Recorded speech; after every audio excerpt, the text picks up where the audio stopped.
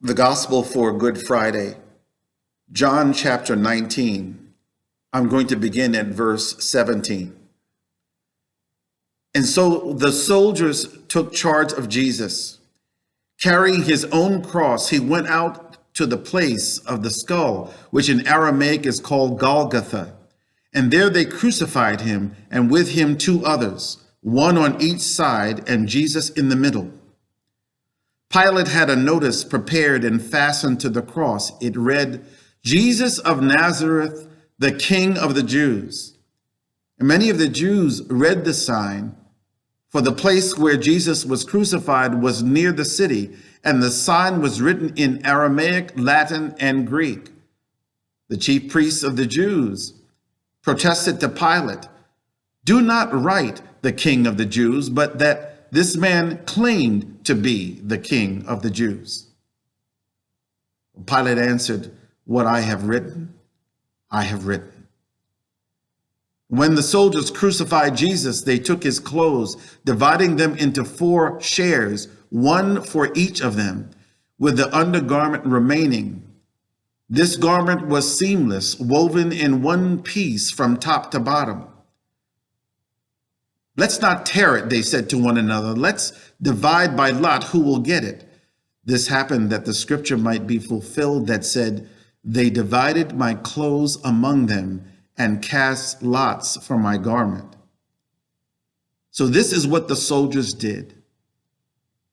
Near the cross of Jesus stood his mother's sister, Mary, the mother of Clopas, and Mary Magdalene. When Jesus saw his mother there and the disciple whom he loved standing nearby, he said to her, "Woman, here is your son." And to the disciple, "Here is your mother." From that time on, this disciple took her into his home. Later, knowing that everything had now been finished, Jesus, so that the scripture might be fulfilled, said, "I am thirsty." A jar of wine vinegar was there, so they soaked a sponge in it, put the sponge on a stalk of the hyssop plant, and lifted it to Jesus' lips. When he had received the drink, Jesus said, "It is finished." With that, he bowed his head and gave up his spirit. Now it was the day of preparation, and the next day was to be a special Sabbath. Because the Jewish leaders did not want the bodies left on the crosses during the Sabbath, they asked Pilate to have the legs broken and the bodies taken down. The soldiers therefore came and broke the legs of the first man who had been crucified with Jesus, and then those of the other. But when they came to Jesus and found that he was already dead, they did not break his legs. Instead, one of the soldiers pierced Jesus' side with a spear, bringing a sudden flow of blood and water. The man who saw it has given testimony, and his testimony is true. He knows that he tells the truth, and he testifies so that you also may believe.